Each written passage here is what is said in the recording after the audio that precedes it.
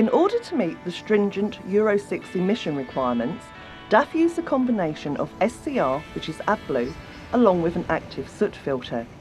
There are three types of regeneration: passive, which will take place during normal running operation with no driver or operator input required. Active mobile, where a small addition of fuel is injected into the engine aftertreatment system, again, no driver or operator input is required. And finally, stationary forced, where driver or operator intervention is required.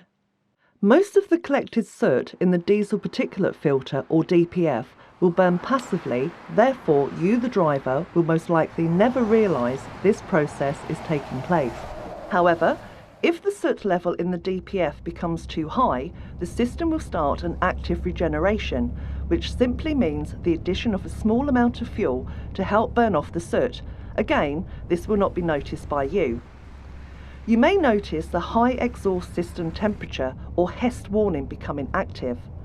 The HEST warning is a reminder that the engine aftertreatment system has increased in temperature, and caution is required if stopping and parking up. Make sure there are no people, vehicles, animals or combustible materials within 2 meters of the exhaust outlet. If your operation isn't supportive of passive regeneration, primarily urban or multi-drop operations, you may be requested via a pop-up message in the DIP that a static forced regeneration is required. Driver or operator assistance is required using the dashboard mounted control switch. Should this happen, then you may need to allow between 45 and 70 minutes, depending on the soot loading, to complete the regeneration successfully, and a countdown timer will keep you informed. The DPF switch has 3 functions: running, off and initiate.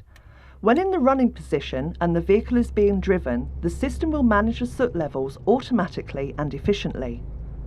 Off allows the regeneration system to be inhibited, for example when working in enclosed spaces or an oil refinery, and remember to switch back on when commencing your journey.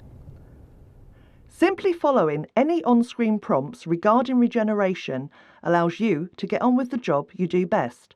However, if you choose to ignore the information given, then you can expect further warnings along with engine power reduction. There are 4 levels of static force regeneration. Level 1, soot level high. Level 2, soot level too high. Level 3, soot filter full and engine power reduction. And level 4, soot filter full and service is required.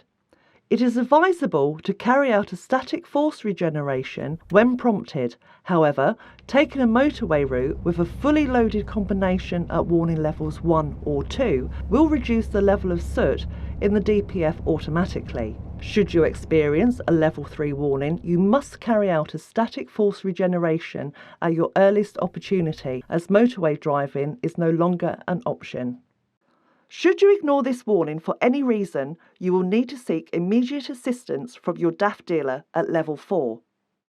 When carrying out a stationary force regeneration, you must prepare the vehicle to ensure this process can be carried out safely. The vehicle is parked in an outside area with a minimum 2 metre clear space around the exhaust diffuser.